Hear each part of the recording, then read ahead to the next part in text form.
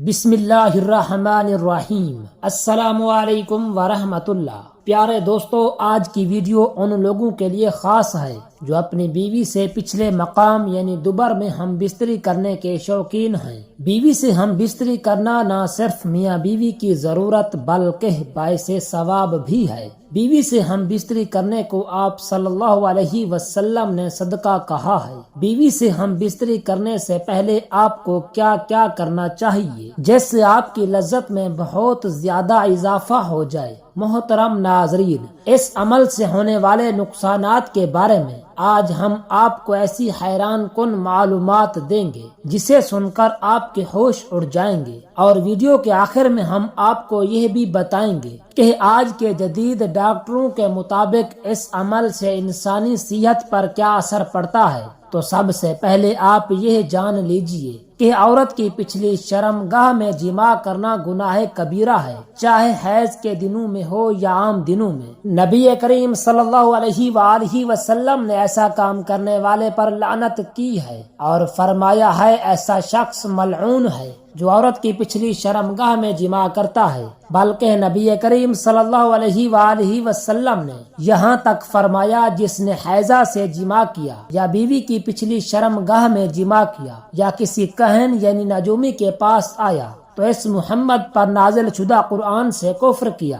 بہت سی فطرت سلیمہ کی مالک بیویاں اس بات کا انکار کرتی ہیں، لیکن کچھ شوہر اسے طلاق سے ڈرا دھمکا کر منوا لیتے ہیں اور کچھ اپنی بیویوں کو دھوکہ دیتے ہیں۔ شرم و حیا کی وجہ سے اہل علم سے پوچھ نہیں پاتی اور وہ اسے کہہ دیتی ہیں کہ یہ حالات کہ نبی کریم صلی اللہ علیہ وسلم نے فرمایا کہ خاوند کو اپنی بیوی کے ساتھ ہر طرح سے ہم بستری کی اجازت ہے، آگے سے پیچھے سے، بشرطیہ کہ اولاد کی جگہ جماع کیا جائے، اور یہ بات سب کو معلوم ہے کہ پچھلی شرمگاہ پخانے کی جگہ ہے، اولاد کی جگہ نہیں ہے۔ اس جرم کا کچھ لوگوں میں سبب یہ ہوتا ہے کہ وہ شادی کے پاک بندھن میں جاہلی اور غیر فطری طریقوں کو دخل کر دیتے ہیں، یا اس کی وجہ سے ذہن میں گندی فلموں کے مناظر ہوتے ہیں۔ حالانکہ انہیں ان سب گناہوں سے توبہ کی ضرورت ہے۔ یہ بات بھی ذہن نشین رہے کہ یہ کام سراسر حرام ہے، چاہے میاں بیوی دونوں یہ کام کرنے میں راضی ہوں، اس لیے کہ ان دونوں کی رضامندی حرام کام کو حلال نہیں بنا سکتی۔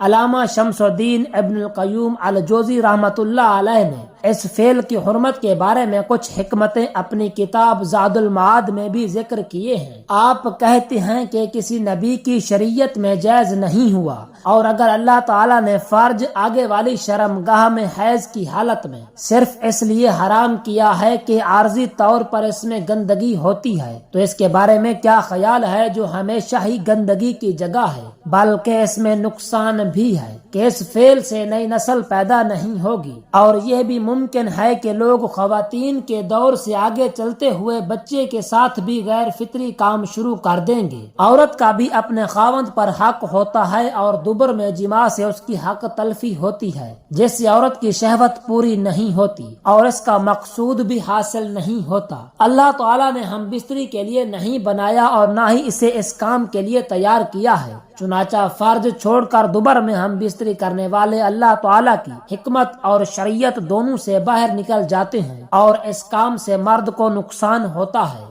اس لیے طبیب حضرات بھی اس سے منع کرتے ہیں، کیونکہ آگے والی شرمگاہ میں پانی جذب کرنے کی صلاحیت ہے، اس سے مرد کو سکون ملتا ہے، جبکہ دوبر میں مکمل پانی جذب کرنے کی صلاحیت نہیں ہے، اور نہ ہی مکمل طور پر پانی دوبر میں نکل پاتا ہے، کیونکہ یہ ہے ہی فطرت کے خلاف۔ مرد کا ایک اور اعتبار سے بھی نقصان ہوتا ہے کہ اسے اس کام کے لیے عجیب و غریب قسم کی حرکتیں کرنی پڑتی ہیں، کیونکہ یہ کام ہے ہی فطرت کے خلاف۔ یہ جگہ گندگی اور پاخانے کی ہے، اور انسان اس جگہ کو اپنے سامنے رکھتا ہے، وہ گندگی اس کے جسم کو بھی لگ جاتی ہے۔ عورت کے لیے بھی یہ نقصان دہ ہے، کیونکہ یہ فطرت سلیم کے بالکل منافی ہے۔ یہ کام کرنے والے اور کروانے والے کے مزاج میں ایسی تبدیلی آتی ہے جس کی اصلاح اصلاح ممکن نہیں، اگر توبہ کر لی تو شاید اللہ تعالیٰ اس کی اصلاح فرما دے۔ یہ کام لعنت کا موجب ہے اور اللہ تعالیٰ کی ناراضگی کا سبب ہے۔ جیسے اللہ تعالیٰ کی نعمتیں ذیل اور بندہ عذاب کا مستحق ہوتا ہے، اللہ تعالیٰ ایسے کام کرنے والے سے اعراض فرما لے گا اور اس کی طرف رحمت کی نظر سے نہیں دیکھے گا۔ ذرا سوچئے، اس کے بعد اسے اس کی خیر کی امید ہو سکتی ہے اور کسی طرح تکالیف سے بچ سکتا ہے۔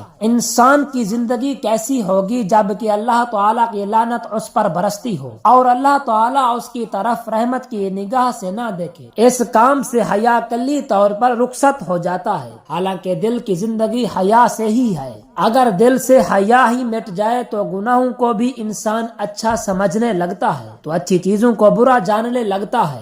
یہاں آ کر برائی اس پر مکمل حاوی ہو جاتی ہے۔ اس کام سے انسان اس فطرت سے نکل جاتا ہے جس پر اللہ تعالیٰ نے اسے پیدا فرمایا، اور اس میں حیوانیت آ جاتی ہے، بلکہ حیوانیت سے بڑھ کر اپنی فطرت کو الٹ کر بیٹھتا ہے۔ اور جب فطرت ہی الٹ جائے تو دل، اس کے کام اور چال چلن سب الٹ ہو جاتا ہے، اس لیے بری چیزیں اسے اچھی لگنے لگتی ہیں۔ اس سے انسان میں مضمون قسم کی جرأت پیدا ہوتی ہے جو کسی اور گناہ سے پیدا نہیں ہوتی۔ اللہ تعالیٰ کی طرف سے درود و سلام ہو اس ہستی پر جس کی اتباع اور ہدایت میں ہی کامیابی ہے اور اس کی مخالفت میں ہلاکت اور تباہی و بربادی ہے۔ بیوی سے صحبت کرنے کا اسلامی طریقہ کیا ہے اور اس کے آداب کیا ہے؟ بیوی سے جس طرح چاہیں صحبت کر سکتے ہیں، کھڑے ہو کر، بیٹھ کر، لیٹ کر، آگے کی طرف سے، پیچھے کی طرف سے، یعنی اگلی شرمگاہ میں۔ مرد اوپر ہو، عورت نیچے ہو، اس کے برعکس سب طرح سے صحبت کرنا جائز اور درست ہے۔ البتہ پچھلی شرمگاہ میں یعنی پاخانے کے مقام میں صحبت ناجائز و حرام ہے، اور جماع میں بہتر طریقہ یہ ہے کہ عورت نیچے ہو اور مرد اوپر ہو، اگرچہ اس کے برعکس بھی جائز ہے، اور اگر مرد عورت سے پہلے فارغ ہو جائے تو اسے عورت کے فارغ ہونے تک برابر مشغول رہنا چاہیے، ہٹنا نہیں چاہیے، اور صحبت سے پہلے عورت کو جماع کے لیے مکمل طور پر آمادہ بھی کر لینا چاہیے۔ پیار و محبت کی باتیں اور کھیل کود کے ذریعے عورت کو مکمل طور پر تیار کیے بغیر صحبت کرنا اچھا نہیں، اور اس کے بعد دونوں کو پیشاب کر لینا چاہیے تاکہ اگر منی کا کوئی قطرہ سوراخ میں رہ گیا ہو تو وہ خارج ہو جائے۔ کشادہ بستر کا انتظام کر لیں، اور بستر نہ بہت زیادہ نرم ہو اور نہ ہی بہت زیادہ سخت ہو۔ ہم بستری کے لیے میاں بیوی کے پاس وقت کھلا ہونا چاہیے۔ جنسی ماہرین کے مطابق کم از کم 1 گھنٹہ وقت ضرور ہونا چاہیے تاکہ مرد کے ساتھ ساتھ عورت کی بھی فراغت ہو جائے۔ میاں بیوی ایک دوسرے کے لباس اتاریں، اس طرح کرنے سے ایک دوسرے کے دل میں محبت پیدا ہو جاتی ہے۔ شوہر کے لیے بیوی کی شرمگاہ چھونے اور دیکھنے میں کوئی حرج نہیں ہے، لیکن اسے چومنا بے حیائی ہے۔ اس طرح بیوی کے لیے مرد کی شرمگاہ کو چھونے اور دیکھنے میں کوئی حرج نہیں ہے، مگر اسے چومنا اور منہ میں داخل کرنا بے حیائی ہے، اسلام کی پاکیزہ تعلیمات کے خلاف ہے۔ محترم ناظرین، میاں بیوی میں خدا کی طرف سے ہی محبت ہو جاتی ہے۔ میاں بیوی کا رشتہ ایک ایسا احساس ہے جس میں محبت ہی محبت نظر آتی ہے۔ بعض اوقات کچھ لڑکا لڑکی کی شادی پسند سے نہیں کی جاتی، لیکن وقت گزرنے کے ساتھ ساتھ ان میں ایک دوسرے کی اتنی محبت پیدا ہو جاتی ہے کہ وہ ایک دوسرے کے بغیر نہیں رہ سکتے۔ ناظرین، بیوی سے ہم بستری کا ارادہ کریں تو یہ دعا پڑھیں۔ ترجمہ: میں اللہ کا نام لے کر یہ کام کرتا ہوں، اے اللہ تو ہمیں شیطان سے بچا، اور جو اولاد تو ہم کو دے اس سے بھی شیطان کو دور رکھ۔ اس دعا کے پڑھنے کے بعد اس وقت کی ہم بستری سے جو اولاد پیدا ہوگی شیطان اسے کبھی ضرر نہ پہنچا سکے گا۔ فائدہ اس کو ضرور پڑھنا چاہیے، کیونکہ ہم بستری کے وقت اللہ کا نام نہ لینے سے شیطان کا نطفہ بھی مرد کے نطفے کے ساتھ اندر چلا جاتا ہے۔ میاں بیوی کے لیے ضروری ہے کہ اپنی خلوت کی باتیں کسی دوسرے کو نہ بتائیں، کیونکہ حدیث میں اس کی سخت ممانعت آئی ہے۔ تمام دوستوں سے گزارش ہے کہ نماز کا اہتمام لازم کریں۔ نماز کا پڑھنا ہر مسلمان مرد اور عورت پر فرض ہے۔ نماز کے بغیر آپ کی اور میری زندگی ادھوری ہے، کیونکہ قیامت میں نماز کا حساب کتاب سب سے پہلے لیا جائے گا۔ جس کی نماز اچھی اس کا سب کچھ اچھا،